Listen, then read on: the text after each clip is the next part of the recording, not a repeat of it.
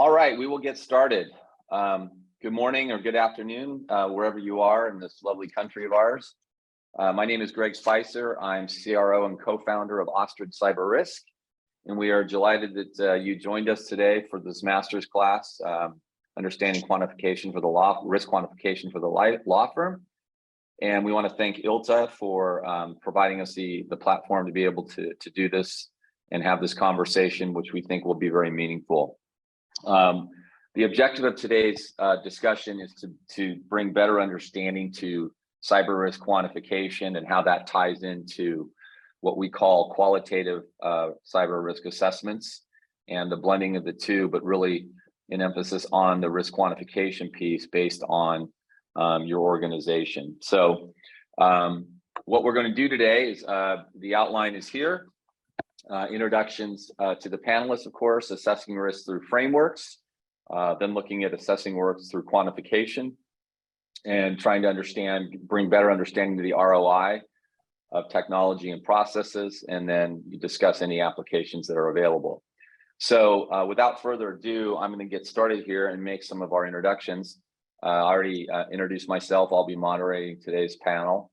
And let's move from left to right. So Mr. Patti, Joe Patti, would you like to say a few words about yourself? Sure, I'm Joe Patti. I'm the Director of Information Security at Shearman Sterling. And you are based where, Joe? I am based in New York. All right, excellent. Andrew. Hi, I'm Andrew Miller. I'm the Information Security Manager at Waller, Lansden, Dortch, and Davis out of the great state of Tennessee and based in Nashville. All right, let's move on to Fred Kwong, please. I think you're on mute, Fred. Hey, oh, there you go. Good morning, everyone. Fred Kwong. I'm the CISO and VP over at DeVry University. Thanks for joining us, Fred. MIRENA. Hello, everyone. Very pleasure to meet you and to be here today. My name is MIRENA TASKOVA. I'm the head of privacy and cybersecurity at Darmanino, managing director at the firm. Prior to that, I worked as a European lawyer for over 14 years in privacy and cybersecurity. I'm based in Los Angeles. Excellent. And last but certainly not least, Nemi George. Good morning. I'm Nemi, Vice President for IT, Information Security Officer at Pacific Dental Services, and based out of Irvine, California. Great, thank you. And thanks to you panelists for joining us today. I think it's going to be a really good discussion. And just some housekeeping. If you have questions, I'm going to be trying to monitor the chat, so please put them in there, but we will open it up at the end for any questions, or in the interim. We like these things to be really a discussion, obviously, among the panelists. If we were live, it's a little easier to have people raise their hand in person, but we'll do the best we can also to interact with you as participants. So first and foremost, what does the ABA say? So these are just some quotes from the ABA's 2021 Legal Technology Survey Report. And it really focuses in, and by the way, the slides will be available if you just email myself or Jolyn folks at Ostrich Cyber-Risk. We'll be happy to send these out after. But a couple quotes here that you can see on the screen. I won't go through and read all of these, but the bottom line for this is the idea that cybersecurity within law firms has probably been a little more neglected than other organizations. And that's why I like to have a panel like this that has both law firms and corporations that are outside of legal, because it gives a good understanding of maybe what some other organization and enterprises are doing as it relates to the cybersecurity landscape. And so let's start it off by what is cyber risk quantification, CRQ as we call it. So this is what the folks at Gartner say.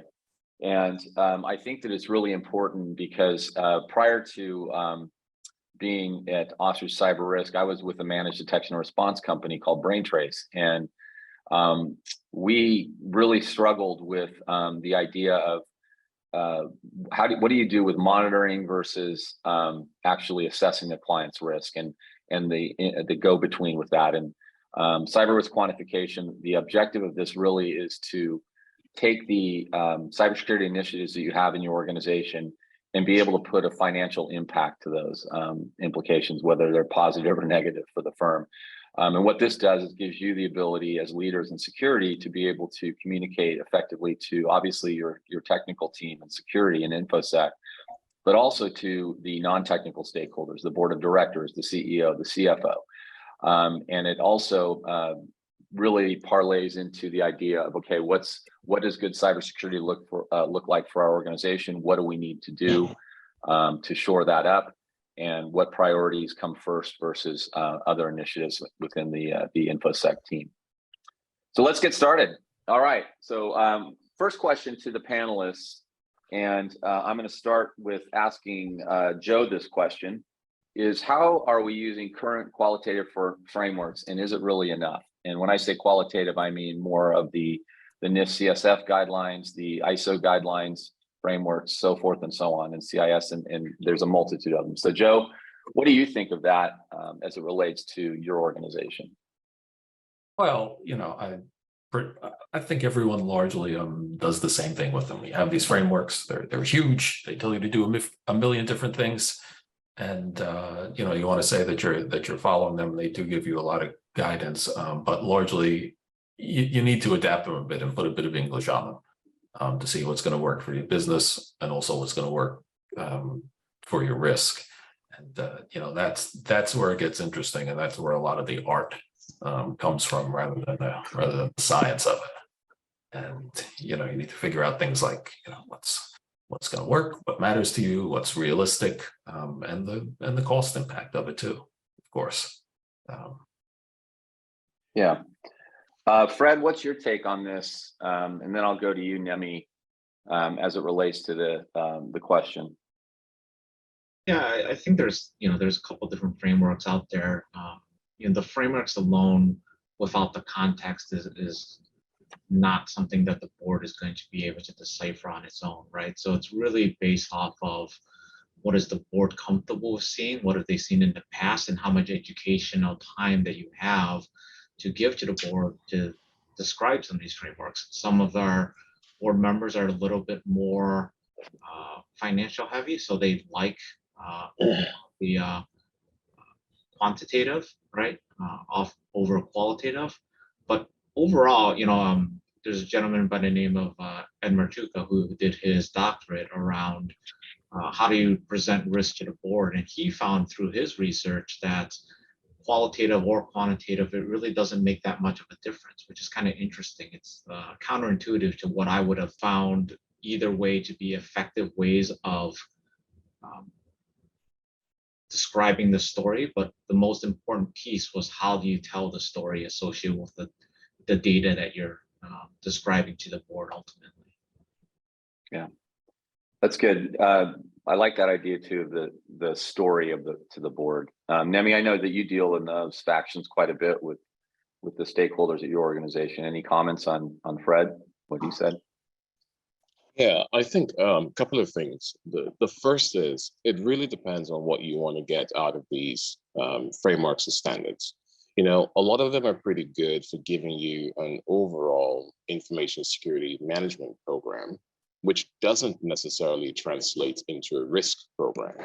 And I think in some cases, we tend to use the information security management program, the holistic view of it, and interpret that as risk. So to Fred's point about telling a story, which is my second comment, I think irrespective of how you present your risk to the board, qualitative or quantitative, the big thing that I've always found is the scope. You've got to make sure that when you're looking at risk at an enterprise level, that it is truly an enterprise level risk program, and you're not, say, looking at financial risk strictly, or just looking at IT or information security risk, because then you lose a lot of your audience. So if you focus on what you want to get out of the program, make sure that you are speaking risk, if that is indeed what your focus is, and ensure that the scope of your assets, you know, the various business units within your business, the deliverables and so on, align with your core business objectives. That way you get the board or wherever your audience is interested in what you're having to report on. Yeah, boards are an interesting topic as it relates to cybersecurity, as we all know, as far as trying to understand really what's going on within your subset organization of the overall enterprise. Marina, what's your take on this as far as qualitative frameworks and their efficacy?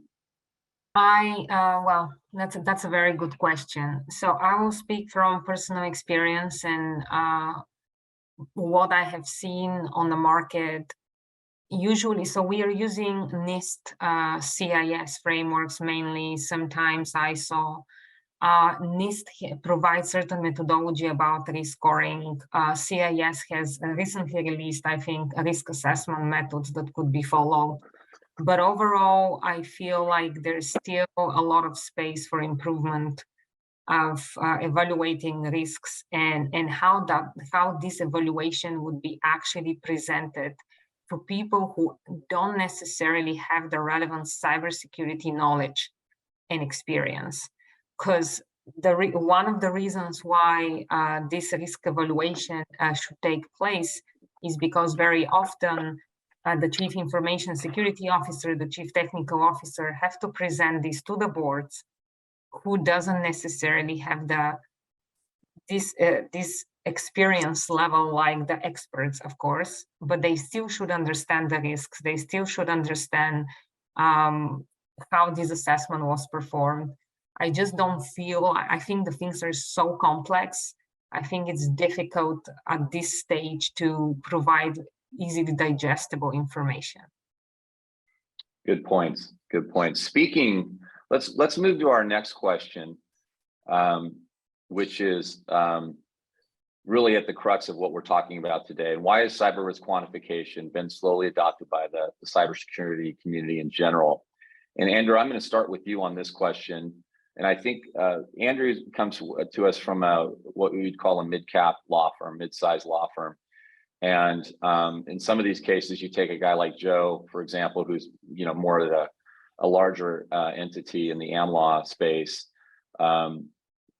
These things may be talked about more, but maybe not so much, Andrew, at a firm your size, just based on manpower and the overall functioning of the firm and the size that it is. So what's your take on this, and how have you tried to adopt a cyber risk quantification, and what are the challenges there?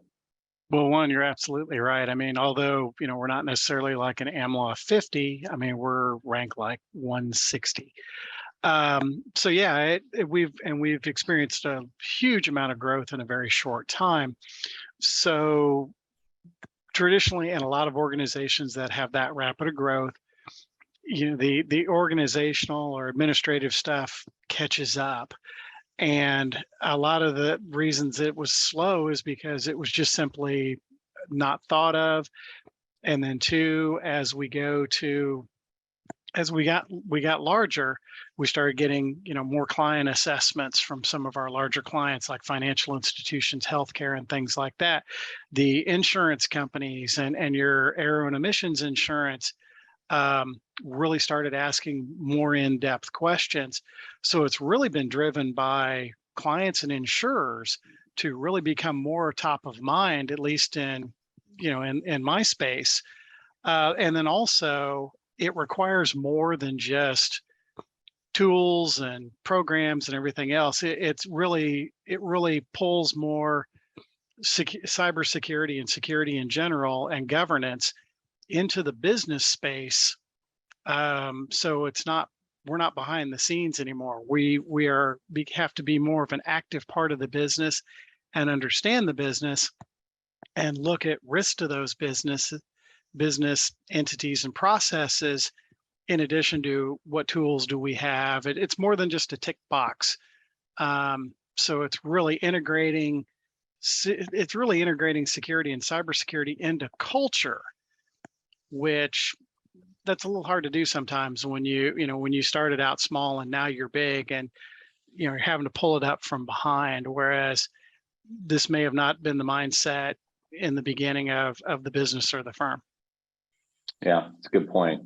Fred, I know you are, and you mentioned this earlier, your organization tends to lean a little more towards the quantification So maybe as this question is posed to you, it's how have you gotten it not to be so slow or adopted by your organization?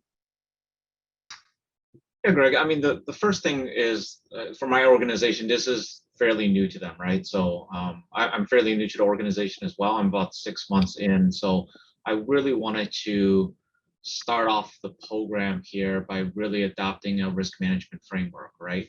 And so it was a slow education in terms of not only educating my executive committee, but also we have an audit and finance committee, and then that ultimately reports to the board. So there's kind of 3 layers of education that have to kind of go into it, right? But I started off with the concept of, well, I want to use language that they're already used to, right?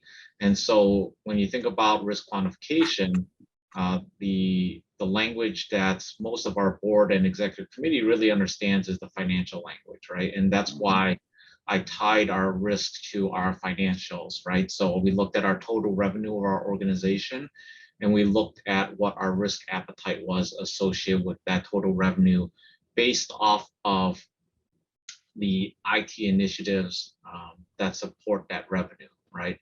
Our organization being a primarily online university at this point, even though we have 21 campuses nationwide, the majority of students are now online. And so the majority of our revenue is based off of online transaction, if you think about it that way.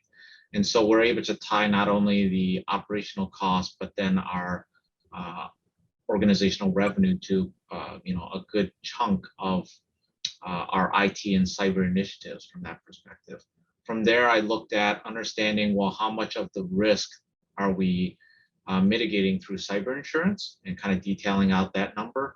And then we looked at, well, how much residual risk is still for our organization still available to us after that mitigation. And that's what we called our self-insured risk, right? Now that then is tied specifically to how much we're spending inside of our cyber program for our overall security budget, and then how much risk are we mitigating based off of the controls that we have in place. And we used the CMMI maturity model from NIST cybersecurity framework to understand, well, how effective our controls are based off of the dollars being spent, and how much we're mitigating based off of that. And the rest that's left over is kind of our residual risk, and how much we then calculate what the portion of that is based off of our total revenue. So then when I have those discussions with our leadership and board, I can say, hey, if we brought in place additional control, it's going to cost X amount of dollars, and it's going to increase our maturity by X amount, therefore ultimately reducing our overall risk by X dollars, right? And so that's a language that they're used to kind of understanding, at least in terms of quantifying the financial risks.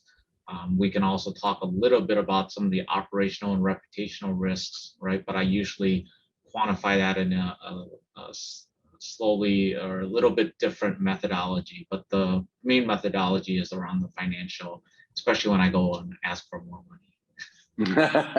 Which is the goal of everything. No, and you're right. I think that what I'm hearing you say too is that it's really a blend of the qualitative by having the frameworks that are nationally recognized, and then tying that in with the assessment that you've done, basically tying that into now a financial impact for the firm with quantification. Nemi, what's your thoughts on that? Do you agree with that? I know he's a fellow colleague of yours, so of course you'll say yes, but no, all kidding aside, what's your take on that? And I think Fred kind of painted it really nicely there. No, I agree with what he said. It's the the method, if you like, of tying risk to your core business and expressing it in terms of financial terms that the organization understands. That is really the heart of what risk is. And then that way, just on a practical level, you take some of the risk conversations away from being an IT or a security conversation to being a business driven conversation. Because once they understand that these things are tied at the hip, then they know that the decisions they make ultimately impacts the top line and bottom line of the business. So that's the first thing. I think, just going back to your question, Greg, on why the adoption has been slow, I think personally the lack of standardization around quantitative risk analysis is perhaps the reason why a lot of businesses are slow to adopt it. I was looking at some of the risk scoring methods or products out there, right? Some of them are very basic. You have a 0 to 10, 0 to 50. Some tend to mimic the financial credit scoring, like a FICO score system. And there are others that are just quite interesting, right? They go anywhere from 0 to 50,000. So imagine being on the board or any sort of management role, and you presented a risk rating of your top, say, 20 risk within an organization, and you have a spread that goes within those benchmarks from 0 to, say, 50,000. It's almost impossible to get your head around what makes something of 50, score 50,000 on the risk scale versus, say, 100.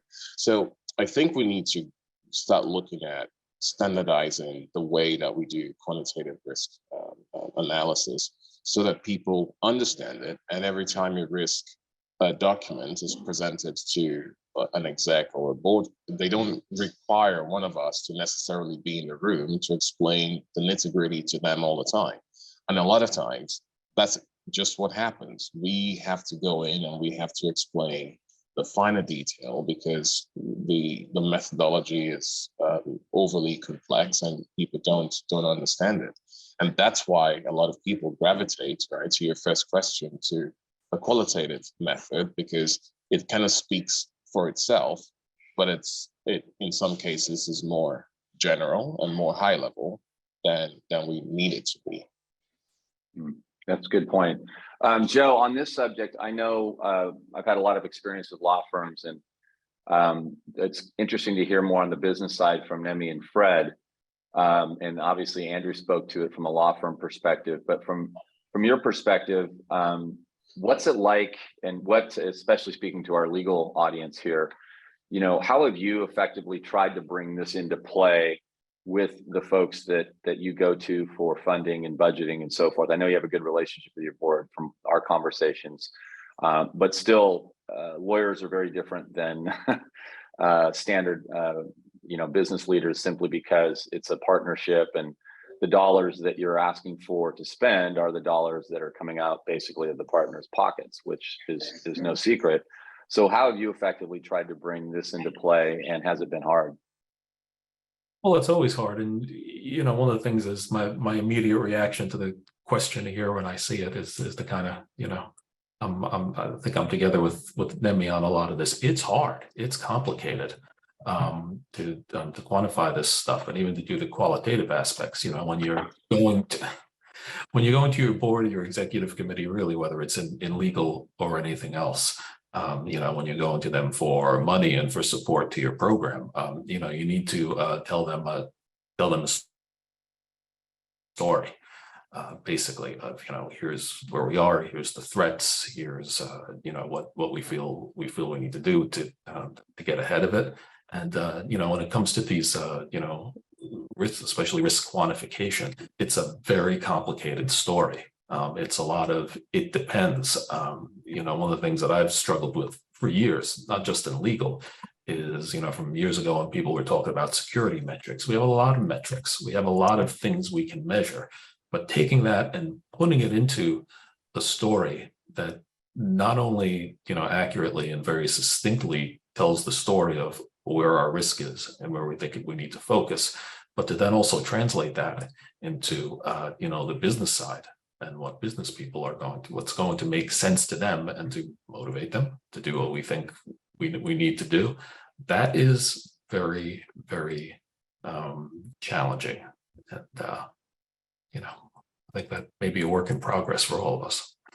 Yeah, I think as I talk to a lot of you leaders in the space, it's about bringing objectivity to a very subjective subject. And the more that we can, it's not a perfect science, but the more that we can blend the two together, it makes more sense to people who otherwise, may feel differently as far as trying to understand it. So, all right, let's move on to our next question. And I'm going to start with you, Marina, on this one.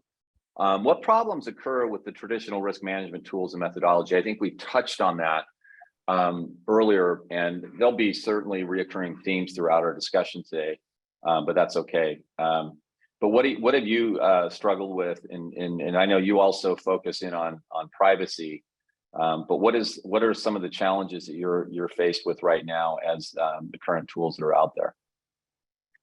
Thanks a lot. I will be happy to answer these questions. I just wanted also to jump in with respect to the previous question. And I fully agree with Fred and Nemi about this approach. I just wanted to tell you also that not every company or even law firm has the capability to secure a relevant personnel. And as you can see from what Fred says, very often these discussions require deep knowledge of the organization, their priorities, their business incentives, what their cybersecurity insurance is, etc., for them to make relevant points and conclusions. However, unfortunately, in reality, not every organization had the budget and the opportunity to afford personnel internally to be able to assist with that. So I just wanted to say that one of the problems of the adoption is that, and I really think that external consultants should learn to be able to outsource themselves to be able to assist when such problems arise. So that's one thing I wanted to mention. Another thing with respect to your question, what problems occur with traditional risk management tools and methodologies? This is in relation to what I just mentioned. I don't see like particular standards, one way of doing things. There are many different approaches and different ways how assessments are performed by different organizations. This sometimes creates confusion. Even though we have NIST, we have CIS, the assessment, the risk evaluation differs from company to company and from even from methodology to methodology at this stage. It would, and what Nemi said, to have standards, I think it's really helpful. That's my view. Yeah, good points. Andrew, what's your take on this with your organization? One, I mean, the traditional tools, they tend to be, it kind of goes back to, they're based on the frameworks. The frameworks are very general and very subjective. So there's still a lot of massaging that needs to be done and tweaking before it really necessarily applies to your specific organization. There's a lot of cookie cutterness, and customization is definitely required. And then also the subjectivity, like what Marina was talking about. Everybody has a different standard, and it's generic, but at the same time, it's so diverse that half the problem is trying to find a particular standard or methodology that's going to fit with your business model and your organization closest, so you don't essentially have to get a framework and a tool and reinvent the wheel. Good point. Yeah, that's right. So Nemi, I know you're a little more, maybe you've taken this to another level with your organization. So maybe I'll twist this question a little bit for you. So you probably assume, yes, there are challenges with the current ways and methodologies that we're doing. What have you done most recently to change that course within your organization? And what I'm hearing here from everybody too is simplification, right? Is the idea of certainly you want to get to understand as best you can the current posture of the organization and then where you want to go, right? That's the objective here. We're not talking GRC, check a box and move on. This is about, making good decisions for the organization with the limited resources and budget that you have in order to make the environment you work in safe. So what have you been doing outside of what we're talking about here, or not even outside, with it for that matter, Nemi, in relation to a qualitative assessment, which people can more or less understand, but that doesn't translate to the business side, which is why you do quantification. Share with us some of those thoughts. Yeah, I mean, I'll give you a practical example of what we've done. You know, and risk professionals might disagree with me in this, but this is how I do it. So one of the things that I've always disagreed with standard risk management and analysis is, you know, we give equal weighting, and virtually every tool that I've seen does this. We give equal weights to likelihood and impact, which I always sort of joke and say, unless you've got a crystal ball and you can see at least 5 years into the future, I don't know how on earth you're able to calculate likelihood. Because, you know, I use my building. I'm in Irvine. I'm in a direct flight path to the John Wayne Airport. What is the likelihood of a 737 crashing into my building? I hope slim to none, right? Maybe 1 in 100 years, or maybe 200 years. What is the impact if that happens? Oh, I can tell you the impact very clearly, right? So my point is, we give equal weight to something that we, to some degree, know, as well as something that we honestly have no ability to calculate. And people would point to actuarial tables and insurance and all this stuff, and they've been doing this for years and years and years. You know, we talk about the 100-year flood in some parts of the country. The 100-year flood now seems to be every summer, right? So there's no way of having accurate calculations of likelihood. So what I've done when I'm using risk tools, I actually go in and I change the way the formulas are calculated. And I have my impact score more heavily weighted versus the likelihood score. So in some cases, I would average out the scores, if you can picture this, but I would have my impact have a weight of 2.5 times the likelihood. So when I'm doing my overall risk analysis, I am keeping my eye firmly on the impact of the business rather than some arbitrary likelihood calculation that I really am not able to accurately predict.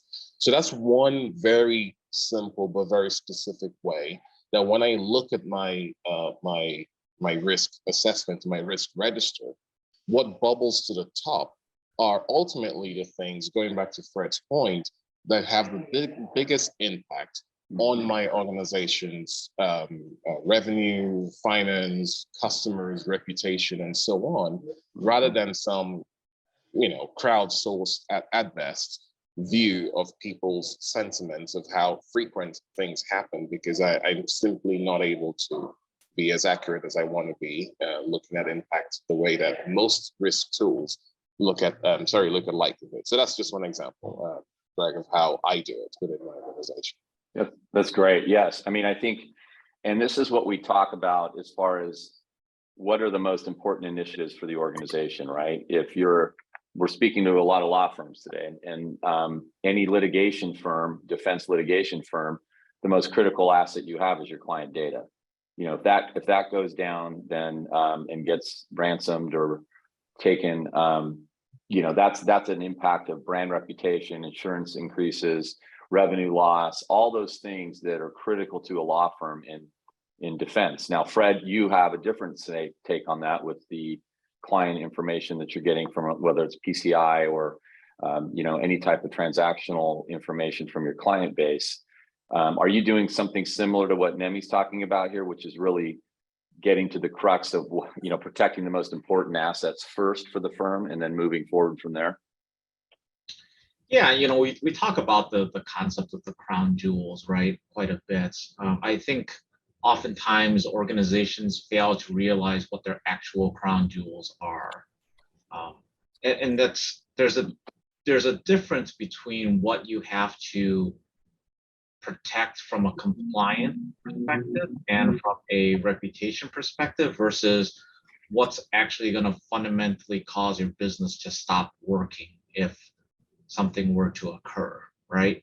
And so I would argue your crown jewels are more around what stops the business from moving forward than it is the loss of specific data, right? Mm-hmm. And we can see this for the most part because most organizations that have been breached are still around. Not to say all of them are, but for the most part, you know, if Equifax can lose X of records, and that's not considered their crown jewels, and they're still working and still alive and still very profitable today, then we're fooling ourselves just saying, hey, our PII data or is our crown jewels, right? And I think that's something that we have to think about as people that are talking to risk to the board around, what are we trying to protect, and ultimately what's going to cause us the most harm, right, as an organization.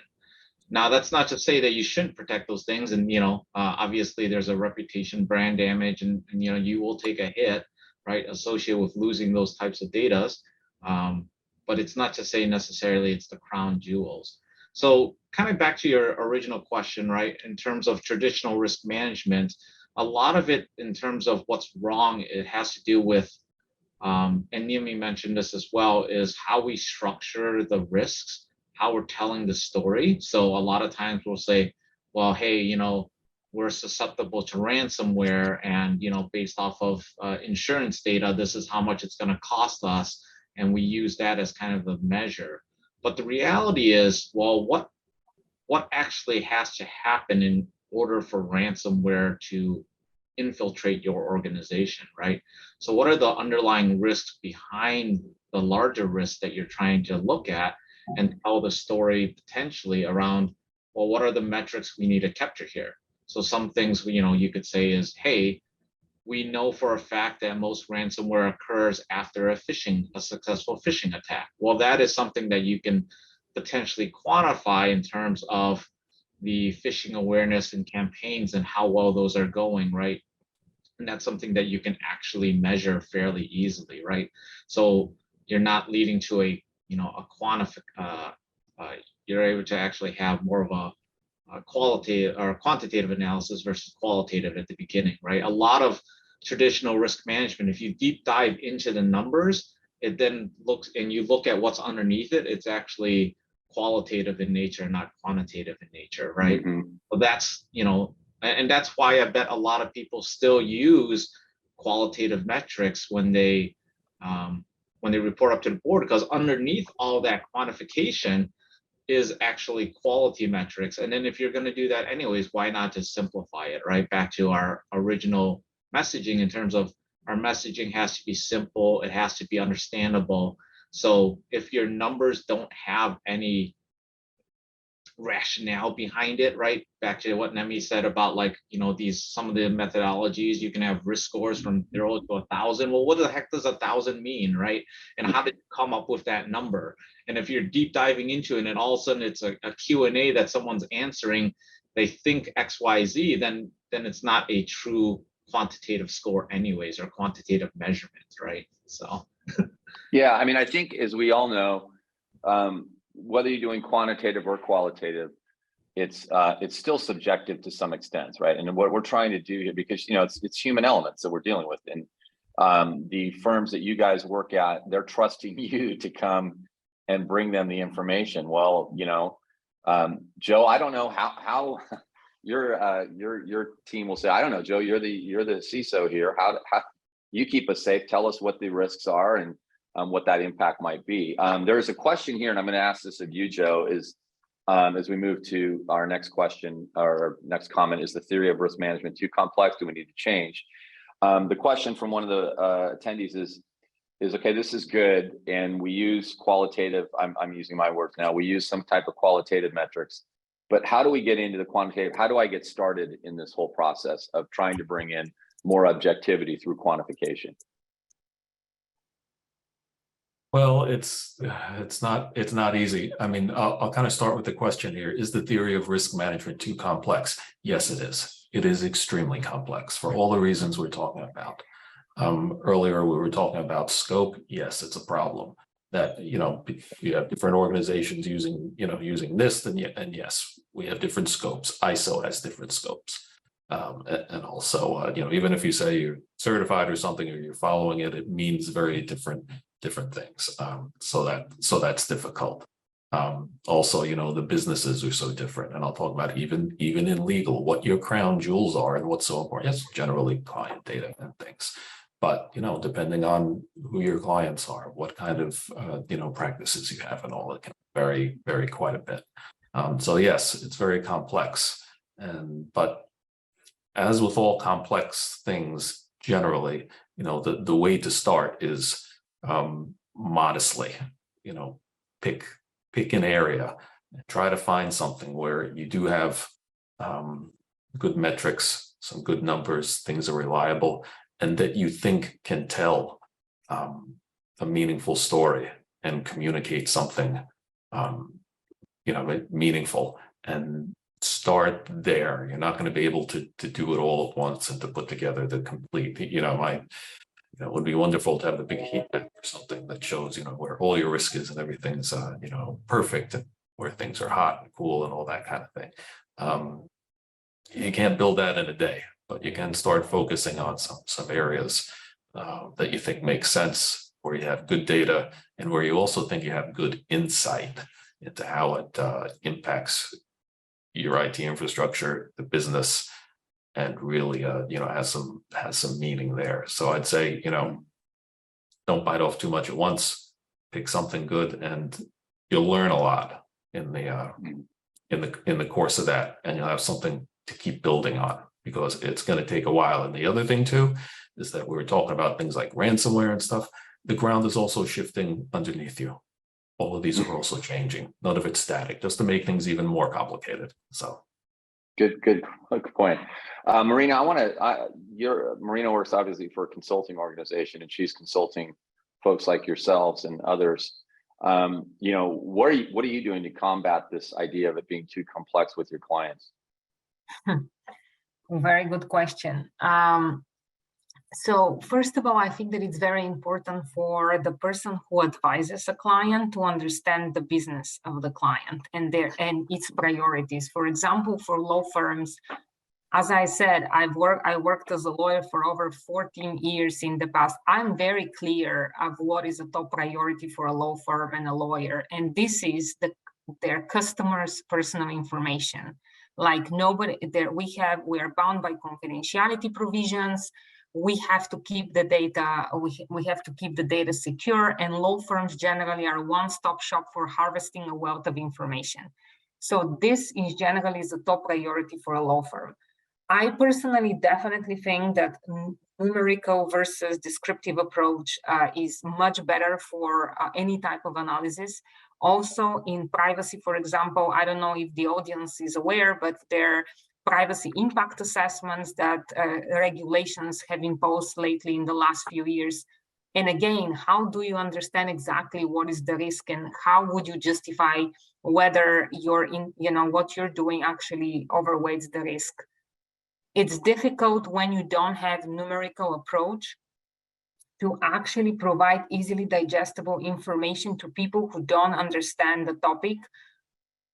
And also, for example, even for authorities to be able to provide proper judgment on how did you decide whether this is risky or whether this is a low risk? It's very difficult.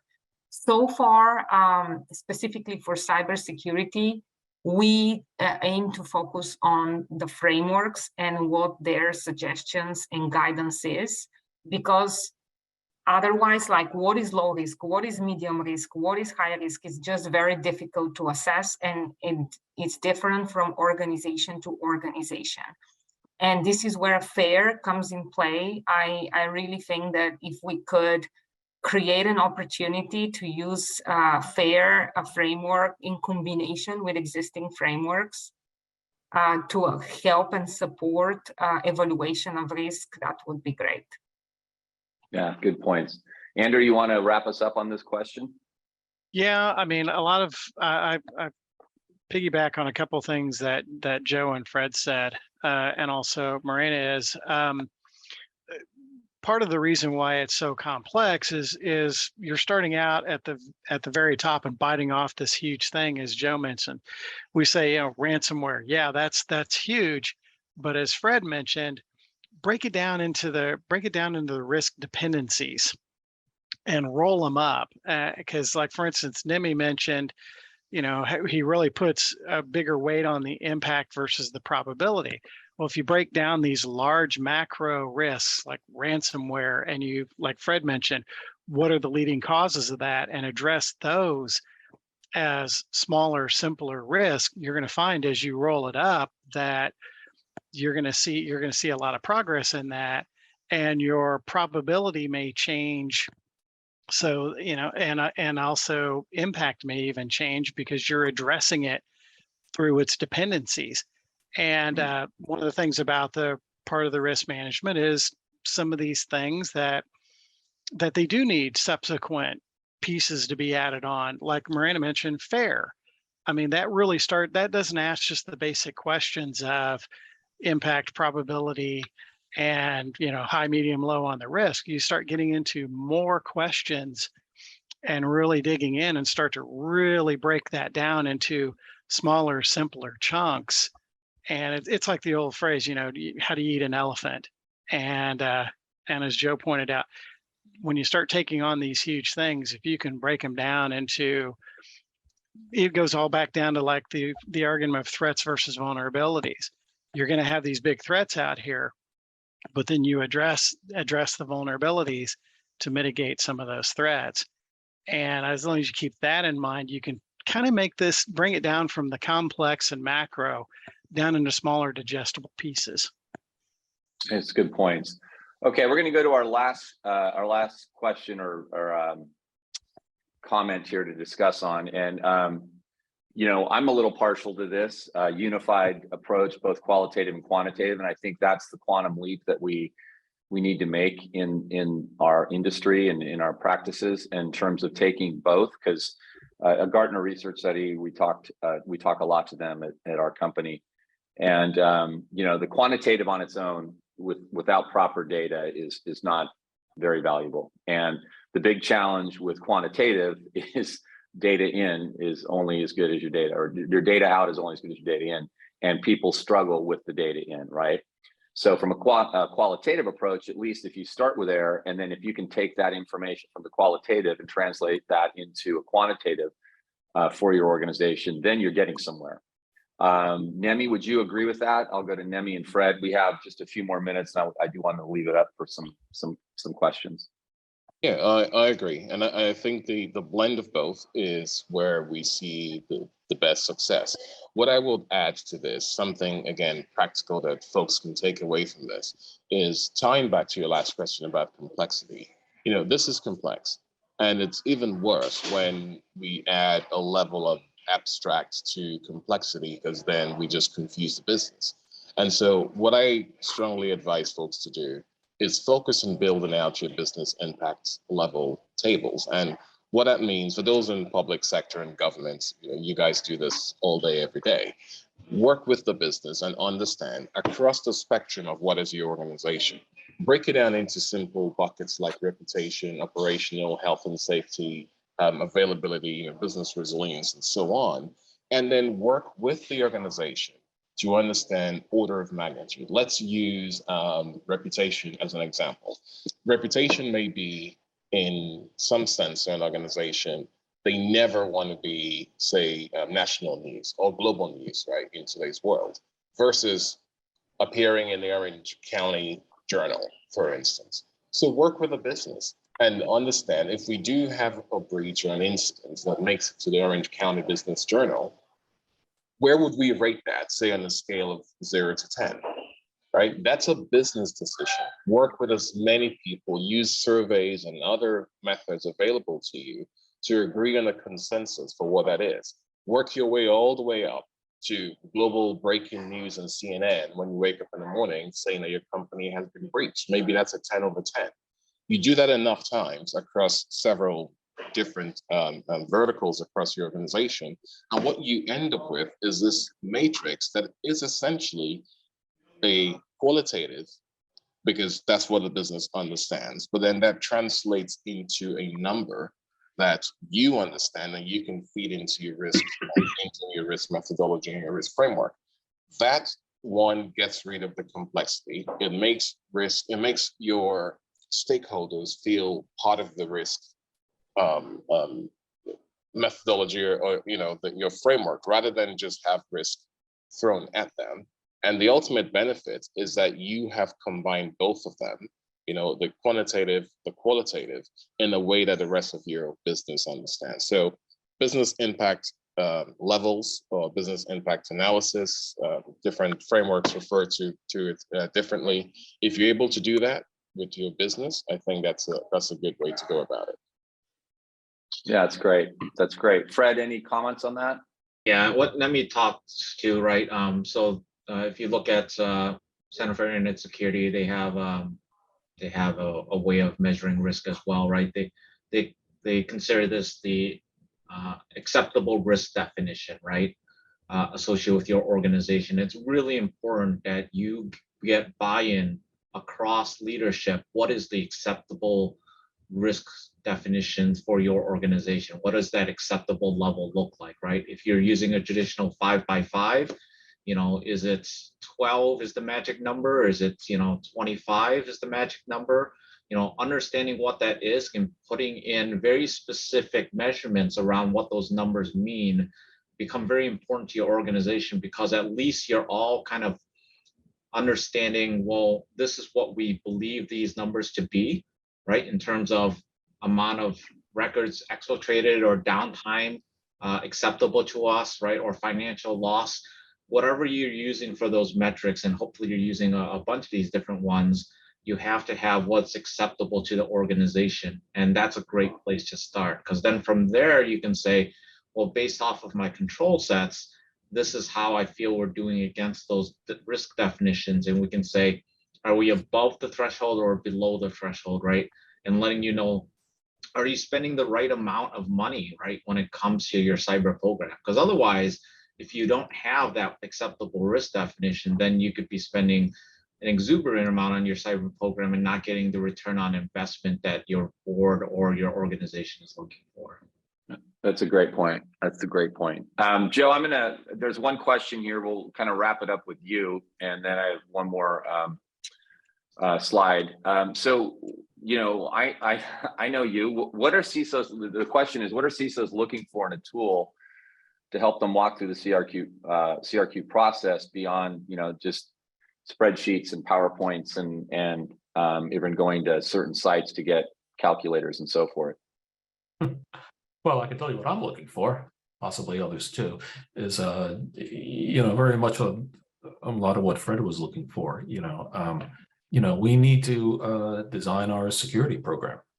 Basically, from my own perspective, resources are always limited. We only have so much to work with, and so we need to be focusing on the things that we need to focus on, that are important from a risk standpoint, and that are important both from the infrastructure side and from the business side too. We want to make sure that we're getting risk to the right place that the business needs somewhere, but also I don't want to overspend in a certain area and be neglecting something else that needs help. So that is kind of what and I see it as very important to be able to balance your program so that it looks right for your business, and it looks different for every business, and it even looks different for every law firm, because law firms can be very different businesses. So that's very important. The other thing is, continuing on the theme I mentioned earlier, is I need to be able to express that, to my management and to my board or whatever committee you have, in the way that I can justify it, and I can make the case to get the funding for it. And often not just to get the funding, but to get the support you need for certain initiatives that may have other impacts to the business, in terms of them having to accept things or deal with things or whatever. So that's it. It is quite a tall order, but it is ultimately, to my mind, about building your program, having an efficient, effective program, and being able to tell the story to get the backing for it. Great. One last question, and Andrew, I'm going to ask Nemi. Andrew, I'm going to ask this of you, but you got to keep it to 1 minute for an answer, because I won't. What are the main threat scenarios to consider for CRQ? Is it mainly ransomware, would you say? No, that's an easy one and an important one, but no, you can look at everything that would basically interrupt the business. Everything from, say, telecommunications failures, business email compromises, whatever is going to impact your business. That's important, and I mean that's all. When you're building your risk register, ransomware is an easy one, but there are other ones, and that's gonna be basically your starting point. Great. Well, I want to, as usual, you always end up rushing at the end of these because it's great discussion. First of all, I want to thank you, the panelists, for joining us today. Some really insightful things. I want to say thank you to the participants, and I hope that this has been enlightening. It's obviously a subject that has a lot of opinions in it and a lot of places you can go. So I just wanted to summarize too what we do at Ostrich Cyber-Risk. We have an application that's Bird's Eye. It's called Bird's Eye, and it allows to quickly assess and prioritize both from a quantitative and a qualitative perspective. So we have level 1, which is a qualitative assessment, obviously all automated. It's a SaaS application. And then we are able to take that information from the qualitative side, along with some other data that we have, and put that into a quantitative calculator, which we call level 2, that then can give you different risk scenarios and modeling for you to be able to run through these various exercises to see the actual financial impact, not of some random data, but the data that you actually have processed through our level 1 qualitative. So we are having there's 2 things I'd like to just make you aware of. One is we have a law firm case study that's out utilizing that type of methodology, both qualitative and quantitative, and the positive effects that's had on a AmLaw 1 law firm, basically, the #1 largest firm based off AmLaw by revenue. And then also we are doing a product briefing on our own application, Bird's Eye. Wonderful remainder of the week. Thanks, everybody. Thank you. Thank you.